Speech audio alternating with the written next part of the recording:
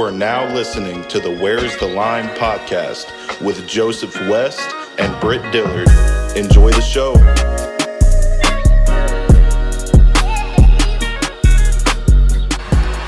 Milton gonna take a shot wide open and just strutting in is Keaton. Joe Milton does it again.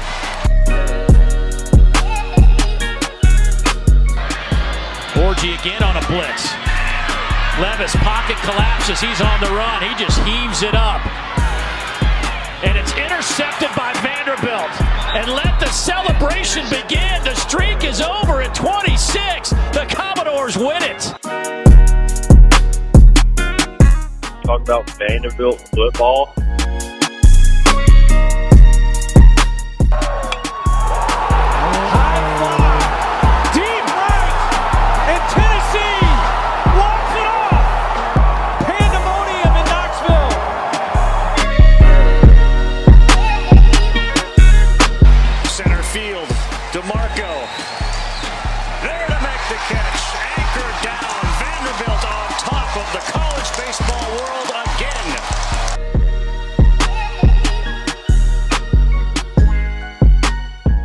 All I gotta say, and you're going to hell. Bye. Another edition of Where's the Line? It is Tuesday, October 1st. This is episode number 139. My name is Britt, joined here by my good friend Joseph West. How are you today, brother? Fantastic, Britt. How are you, brother? I'm doing great. It is a happy Tuesday. I'm getting married in like 12 days, so it's a good day. Back-to-back weekends of me at a wedding. So shout out to that. It's unfortunate. Yeah, it's unfortunate during football season, but for two great people, so I guess I'll let it slide this year. Weddings are awesome. Weddings are awesome. Weddings are cool. It just so happens to be fall's the most popular time, and it kind of conflicts with stuff. But weddings, great food, great people watching. You get to see how much money people throw around. Weddings are awesome. I'm actually going to go to Britt's wedding, and as soon as the ceremony is over, I'm going to leave so I can watch Vanderbilt play after. So I'm not even staying for the reception, and I'm a groomsman. So you can always just head out early, like I'm going to as well. Yeah. I'm obviously, if anyone actually thinks I'm doing that, I'm kidding. I'm at least going to stick around for like 30 minutes. I mean, come on. I'm playing. There will be games on. We will have a projector on the back of the carport. So. And we will, and at my request, we will turn the Vandy game on over any other game.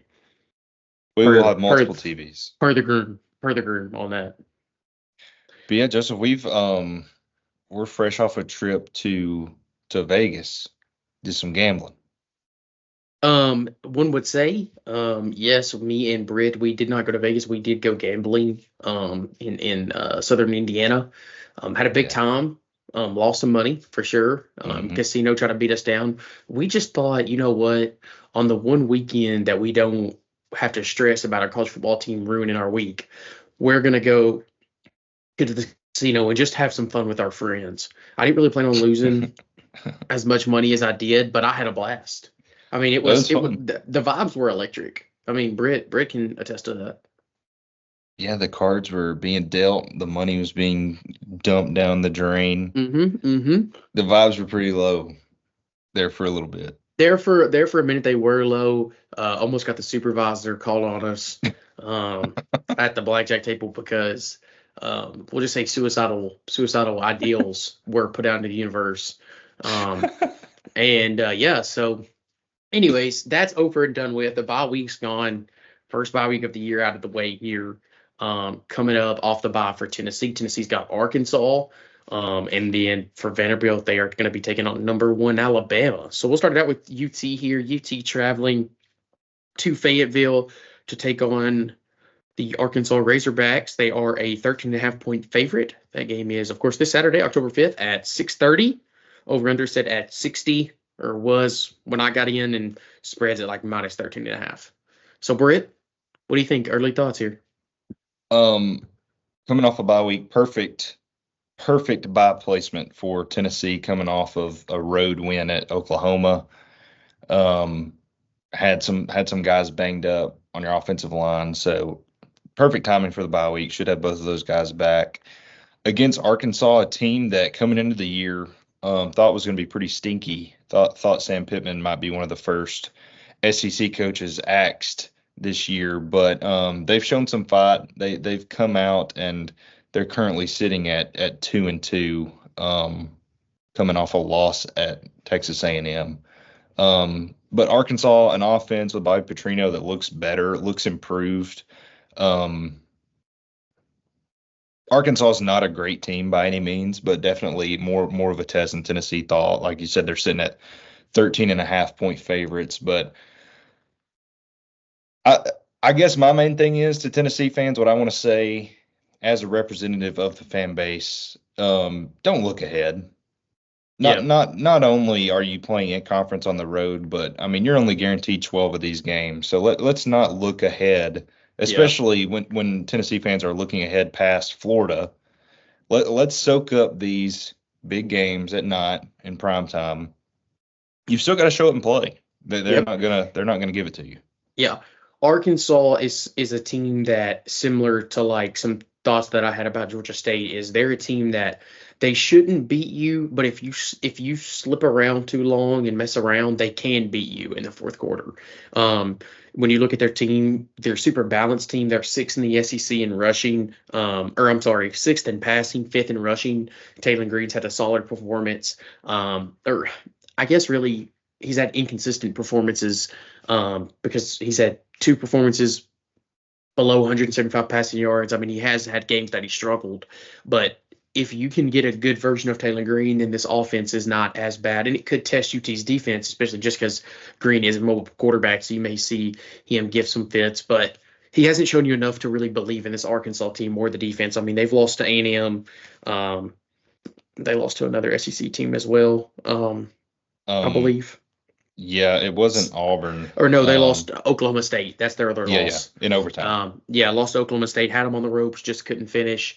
A&M, they had a chance to win, and once again, just didn't get it done. I believe they got strip sacked there. But yeah, so Arkansas's been in some close games. I don't really think they're going to give Tennessee a ton of problems. But if you do, I think that you'll see that, they're fifth nationally in third down conversions on offense. They get 55.4% of their third downs. So that's great. And that's really because of them running the football. I mean, they're running the football. They're getting 3-4 yards a carry. They're setting up a short 3rd and 2, a 3rd and 3. They're not picking these up in long distances. A lot of these third downs they've been in is 2, 3 to go, running situations where they can line up and play the football they want to play. If you can get them out of that, this will be a blowout. I mean, it's very similar to what I said about Oklahoma. In order for Arkansas to win the game's got to start one specific way, and that's UT does something. Nico throws a pick 6, Nico fumble 6, maybe Squirrel White screen fumble. Like, something has to go terribly wrong in order for UT to have a chance to lose this game. So I don't see it being super close. I could see it being like a 2-score game, though, where UT's always in control, similar to the Oklahoma game, where it's like a 2-3-score game. Tennessee's firmly in control, but not pulling away on the scoreboard. Yeah, the biggest matchup for me in this game is Arkansas's offensive line against Tennessee's defensive front. Addison Nichols, a guy for Tennessee they had last year, wasn't really ever thought of as a contributor. He's starting on Arkansas's offensive line. If that tells you anything about their line, I mean, Sam Pittman, great offensive line coach for Georgia, obviously. But I think that may be one of the weaknesses of their team. They do have the spark at quarterback. They're great on third down. It will be good for your linebackers to get a test with a mobile quarterback. We'll see how they handle a mobile quarterback and spying him some. So that will be a good test for down the road when you play a Jalen Milroe or a Diego Pavia. You will get some experience there, but I will be interested to see how Josh Heupel game plans. I mean, Tennessee's going to run the ball, but I think we need to kind of let off the reins with Nico. I think we need to start throwing the ball downfield and getting some more confidence there. Tennessee, not really the deep threat team that you've seen because they haven't really had to be. Tennessee has really they've controlled every game they've been in. They just kind of won however they saw the need to win each game. So Will be interesting to see a team that maybe contest us and force us to play a certain way or to have to mix it up. But I do think Nico needs to get some more reps before you go to Georgia and play them, before you play Alabama at home. You've got some big games coming up, and this Florida and Arkansas matchup back to back. It's perfect. It's perfect. Yeah. So I will say, to comment on what Britt kind of talked about earlier with the don't look ahead. I seen a guy on TikTok who was like, he had like the UT season all lined up, and like every game was a win except for Bama was a question mark, and all the other 11 games where he was chalking up his wins. And he's like, well, the Bama game is a question mark because we could win. And I was just like, I just texted, or I just like commented on there. I was like, could you not lose to anyone else? Like, you can't lose a game. Don't look ahead. It's not a recipe for success in college. Now, I will say, the way that Heupel runs an offense is like, it helps prevent an upset, if that makes sense. The offense just helps prevent it. Very similar to like what Vanderbilt is going to try to do. It's like with them controlling the ball as much as they do. Heupel's the same way. He wants to control the scheme of the game in a different way, but he still wants to control it. But yeah, anyways, don't look ahead. I agree with Britt completely there. I think this is the first game you'll see UT's passing attack lead the way.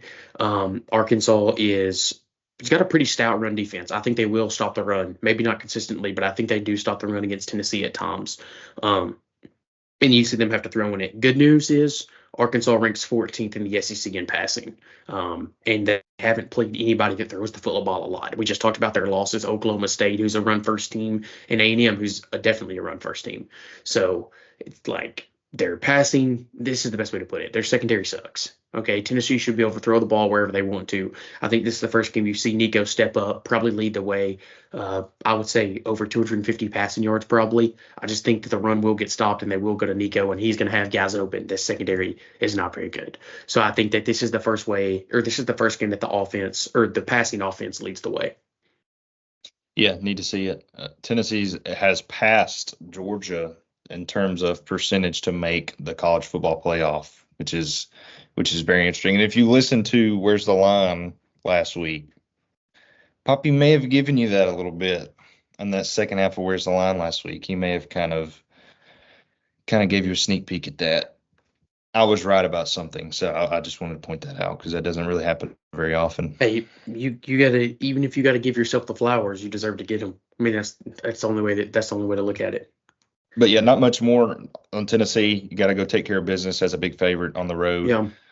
Talking a little bit about Georgia, Alabama. You want to get into that, Joseph? Yeah, let's do that really quick. I didn't want to comment on one guy. Okay. Actually, two guys for Oklahoma. Or sorry, not Oklahoma. Oh my gosh. Arkansas. Sorry, I went totally blank there. Defensive lineman Landon Jackson. He was an All-SEC pick before the season started. He is a really good player. He had 6.5 sacks last year, I believe, for Arkansas. He's got 2 already this year, along with 18 tackles. He could be a difference maker if UT's offense does not handle him early and get the passing game maybe out of rhythm. So just look out for him. And then to point, just a guy kind of like CJ Taylor for Vandy, a dude who's just kind of everywhere. TJ Metcalf, a safety for them. 3 interceptions this year. He's a really good player. He's second on the team in tackles with 28 of them at the safety position is really impressive. So watch out for him. Watch out for Landon Jackson. I think the Vols will have this one again. Let's get a score prediction, Britt, in really quick. I think for me, I'm going to go UT 38, Arkansas 23. Okay, I'm at 42-20. Okay. 20. I don't think Tennessee, until I see it, I don't think Tennessee's going to give up more than 30 points for a long while, maybe till you play Alabama. But excited to watch. Georgia, Alabama, probably the game of the year. Alabama took a huge lead. Georgia fought back. Alabama ended up pulling away and clutching up at the end. Just a great college football game. Agreed. Amazing game. I'll talk more about him for sure when we get into Vanderbilt game, but Ron Williams is absolutely fantastic. I mean, he just did things that you just don't see football players do often, and which is just wow, even the defenders with what they do. And he did. I mean, it surely was something. So he's special. Georgia, they came in asleep. Something I think you've never seen a Kirby Smart team really do, outside of like 2 or 3 times in his career. They kind of normally have a scare. I thought that was the Kentucky game. But it looks like maybe they just came in a little overconfident, had to get humbled. They fought back, started the spy on Milroe, stopped the quarterback run in the second half, and started getting stops defensively. And before you knew it, they were back in the game with a chance to win it. And they overcame turnovers. They overcame that fumble late with like 11 minutes to go in the fourth. You thought it was over. They even overcame that to come back and take the lead. And then, honestly, the receiver just makes a spectacular play and sucks the life out of you. So, that's really what happened. So, I think they're both really good football teams. I think Georgia is going to go on a rampage now. I really do. I think that's just kind of what Kirby Smart does. So I wouldn't be surprised to see them just start killing people. I was telling you Saturday night during that game, Joseph, Georgia has not beat anybody in 3 years. Go back and look at the teams that they've beat. They beat Alabama in the national championship. They didn't have any receivers. It took a missed field goal to beat Ohio State. I really don't think Georgia is as dominant as people have said that they are. Now, are they a very good team? Yes. But when you win 2 national championships, you get to say you're as dominant as you want to. I understand that's my thing. But let's not act like Georgia's some kind of dynasty, because they're not. Georgia is not a dynasty. Here's my argument to that, and I'm obviously, I don't like Georgia, I don't like Kirby Smart, but here's my argument to that. Last year, Georgia did not get to play for the national championship. They lost a conference championship game, which should not hurt you, only rewards you, and they hurt them for it instead. If they just opt out and they say we're not playing in the conference championship, they're in the playoff. So the fact that they got left out, and remember, I had a lot of money on Michigan. It favored me. I didn't like the matchup against Georgia and Michigan, so I was glad they left Georgia out. But they had no business leaving them out. It was the stupidest thing ever. But I just think that says a lot about how top-heavy college football was last year. A 12-0 Florida State didn't make it in the playoff. True. But if they have Jordan Travis, they make the playoff. And anybody who thinks differently is lying to themselves. If they have Jordan Travis, they go to the playoff. With that. Because the only reason, and that's the messed up part about it, is that shouldn't matter, but it does. So just part of it. But all I'm saying is Georgia, they've won 2 titles in 40 years. They have great players. That's what happens when you recruit the number 1 class for 4 or 5 years in a row. That's what happens. Yeah. But they just simply have not beat anybody. And like I said, I think they could have 2 or 3 losses by the time it's all said and done.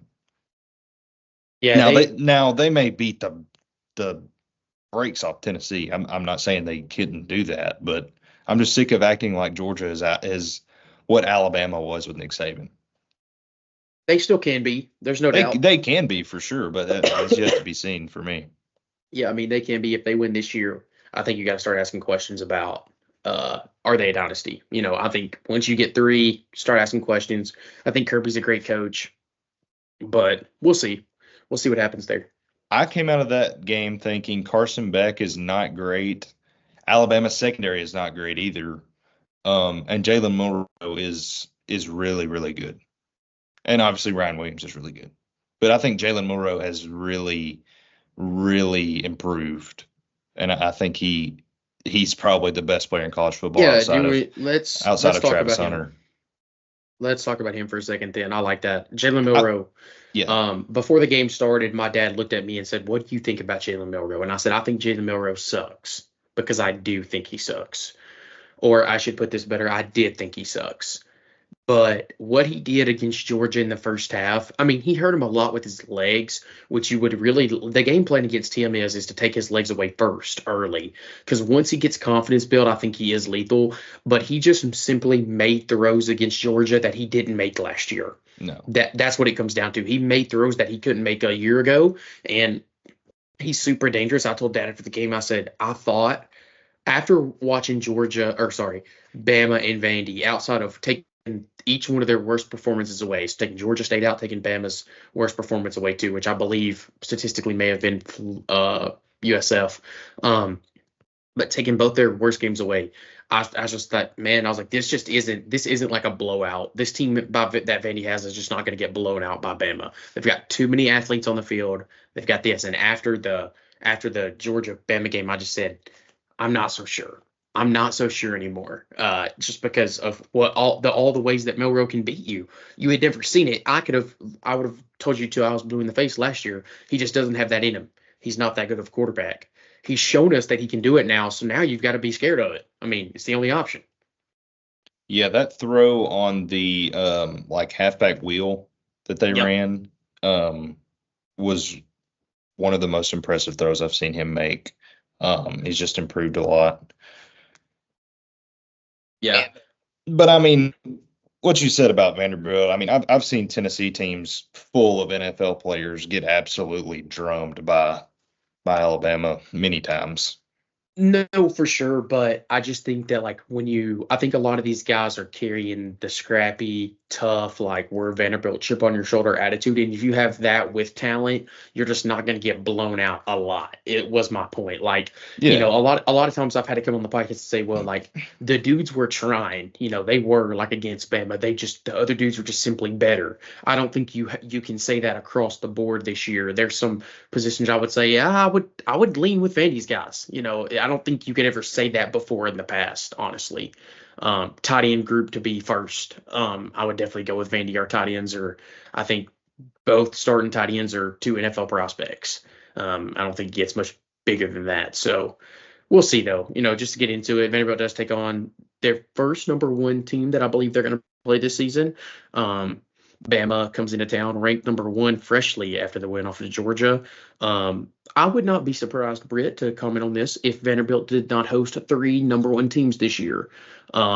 If Texas beats Georgia the week before they come to Vandy, why would they not be back to number 1 right now? I believe that's why Bama jumped them. So if they have the same win, if they were first prior, they should be after. So I think Texas could possibly get moved to number 1, and then Texas could lose to Georgia after that, losing it to then could be defeated team Tennessee could come to Vanderbilt and host. So I think that would be interesting. You host 3 number 1 teams. I don't know historically if a lot of teams could say that.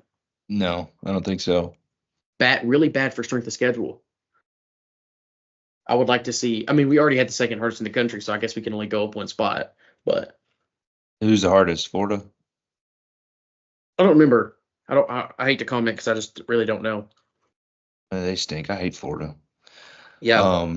But yeah, Vandy playing Alabama this week.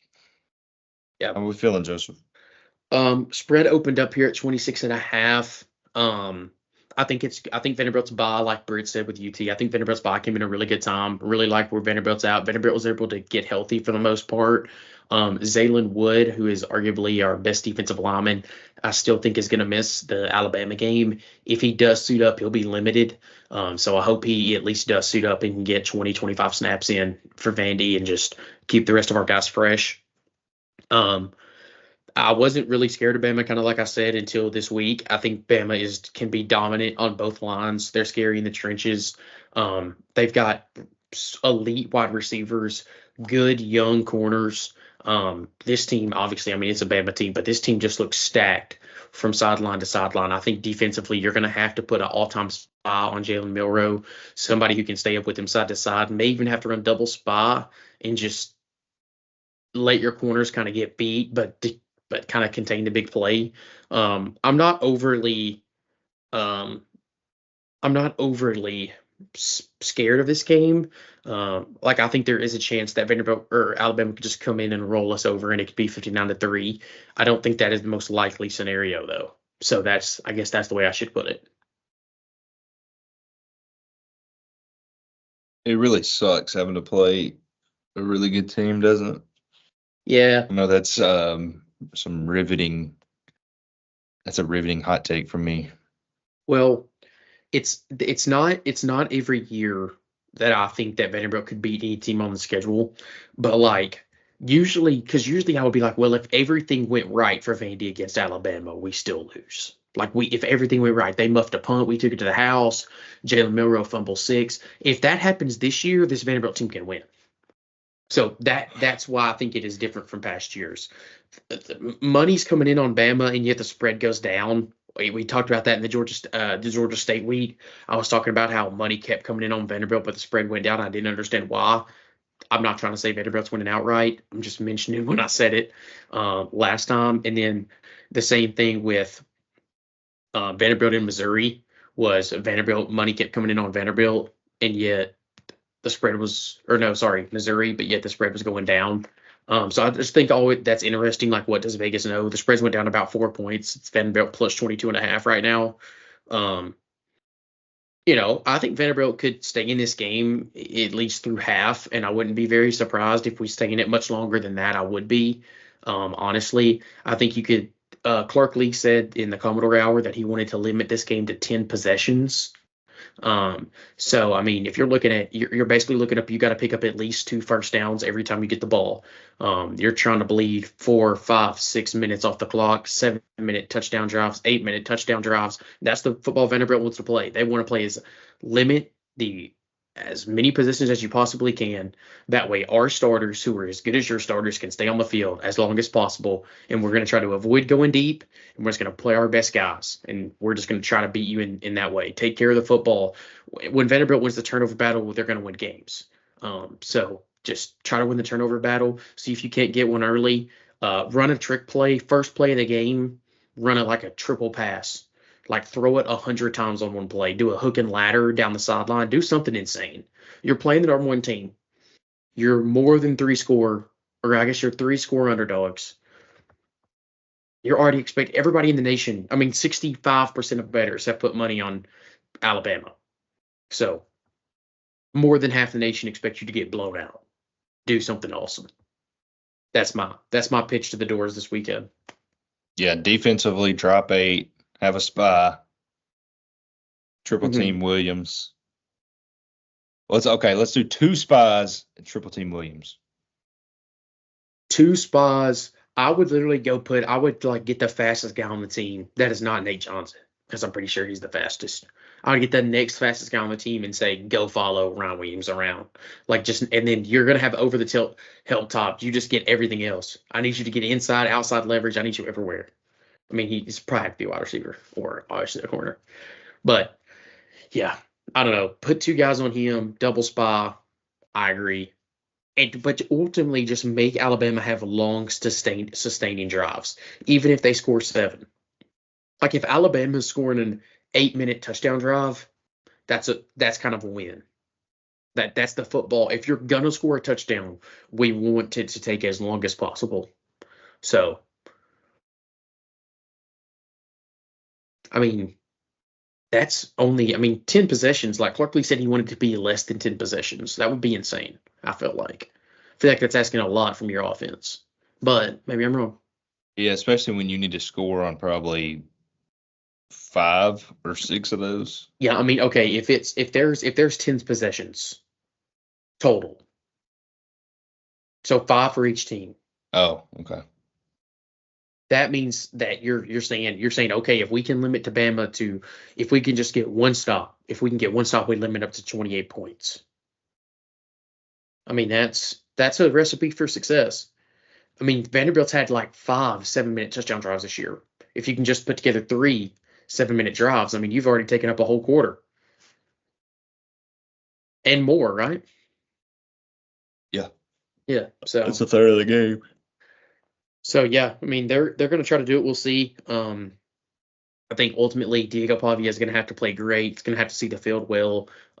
You've had 2 weeks to prepare. I think that's another reason Vanderbilt can keep this thing close. If I had to give it a score prediction, though, I would say Alabama 38, Vandy 14. Oh, okay. I'm going to say Alabama 38, Vandy 14. Yeah. I do like him against the spread, especially because the alt's nothing right now. Like, you can move it up a couple points and your odds don't change much at all on Vandy.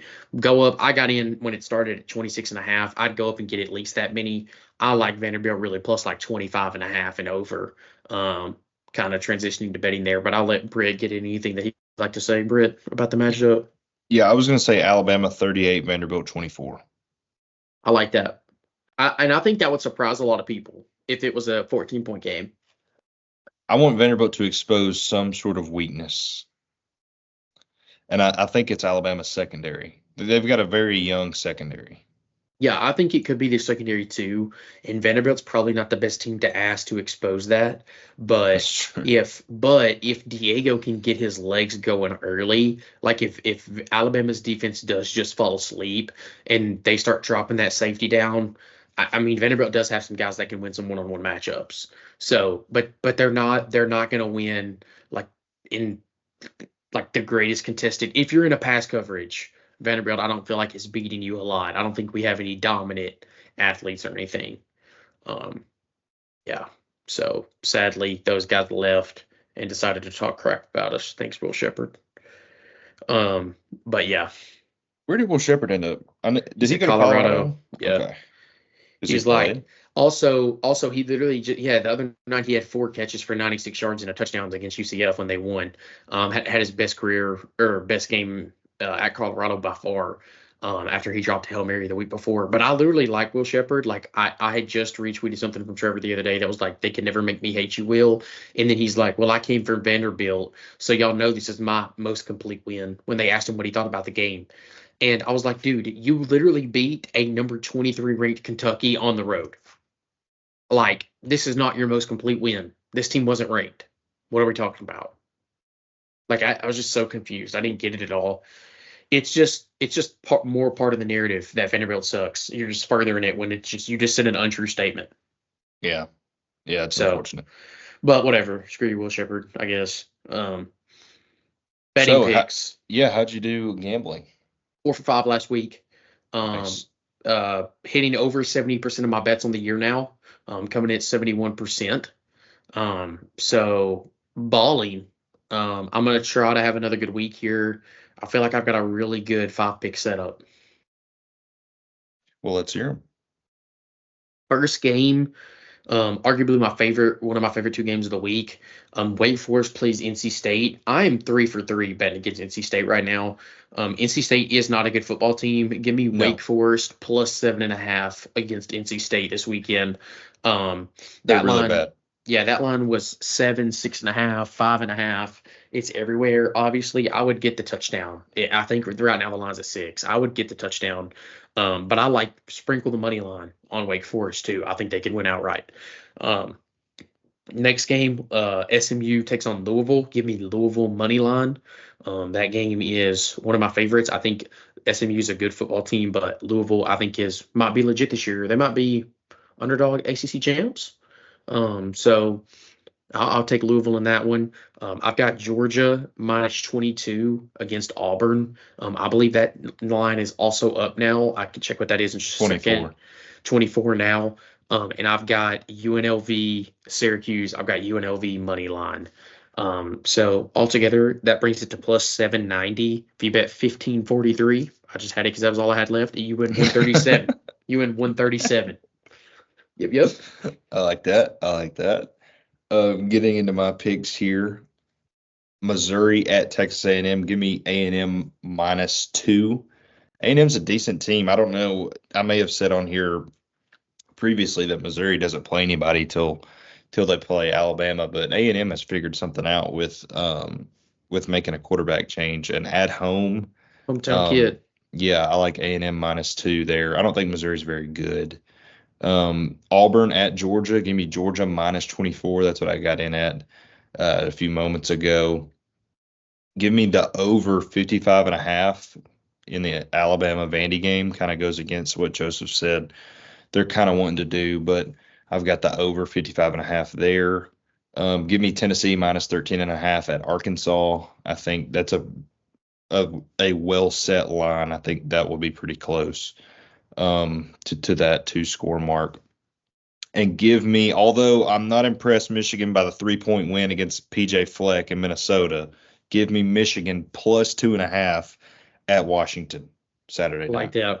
I like that. I will. Let's talk about the Missouri A&M game. I think that's a really interesting matchup this week. I think they're both better football teams than people are giving them credit for. I don't think Missouri is a top 10 team in the country. I do think Missouri is on the very good line of teams in the country. I think they're not elite. Like a lot of people want to put them in the elite category. They're not there. they're probably a top they're 15 on the to 20 outside. team. Yeah, I think I would call them a top 15 team. I'd put them somewhere in that 11 to 15 range. And then A&M, who they look really good at times, but they haven't really put it together. Like they only beat Arkansas by 4. But I think the environment and A&M being ranked plays a big role here, just with how tough it is to play at A&M. So I think this is a really interesting game. If you're giving me plus money on Missouri, though, I'm taking it. I think they're the better football team. I would take the plus money, but I stayed away from that game. That was a hard one to pick for me. Yeah. I think Texas A&M is well coached, playing at home.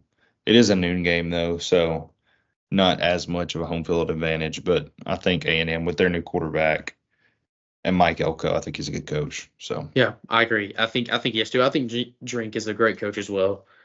Great offensive mind. I think he's really helped Missouri.